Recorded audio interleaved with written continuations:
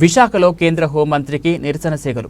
ఏపీలో కేంద్ర హోంమంత్రి అమిత్ షా పర్యటనపై వామపక్ష పార్టీలు మండిపడుతున్నాయి.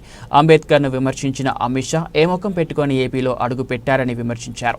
ఎన్నికల సమయంలో బీసీలు, దళితుల ఓట్లు మాత్రం రాజకీయ పార్టీలకు అవసరమని, అదే ఎన్నికల అనంతరం పట్టించుకోరని అన్నారు.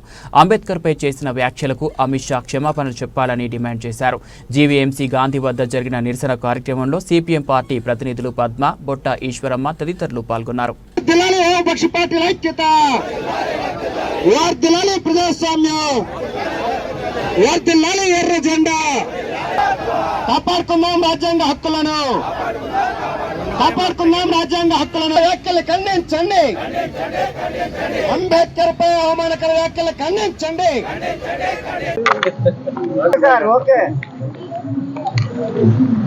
భారత రాజ్యాంగ నిర్మాత డాక్టర్ బాబాసాహెబ్ అంబేద్కర్ గారి మీద ఈ దేశ హోంశాఖ మంత్రి అమిత్ షా చేసినటువంటి అవమానకర వ్యాఖ్యలకు నిరసనగా దేశవ్యాప్తంగా పెద్ద ఎత్తున ఆందోళన జరిగింది.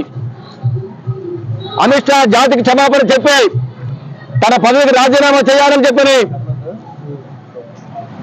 డిమాండ్ చేయడం జరిగింది.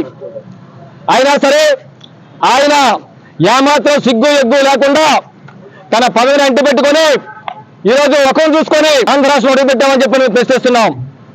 అందుకని ఆంధ్ర రాష్ట్రంలో విజయవాడలో అడుగుపెడుతున్నటువంటి అమిత్ షా రాకను నిరసిస్తూ రాష్ట్ర వ్యాప్తంగా నిరసన కార్యక్రమాలు చేపట్టాలని చెప్పని వామపక్ష పార్టీలు పిలుపునిచ్చాయి. దానిలో భాగంగా విశాఖ జిల్లాలో ఉన్నటువంటి వామపక్ష పార్టీల ఆధ్వర్యంలో ఈ రోజు నిరసన కార్యక్రమం చేపడతా ఉన్నాం. అమిత్ షాని పదే పదే తలుచుకునే బదులు దేవుణ్ణి మొక్కుంటే 7 జన్మాల్లో పుణ్యం వస్తుందని చెప్పని అమిత్ షా వ్యాఖ్యలు చేశాడు.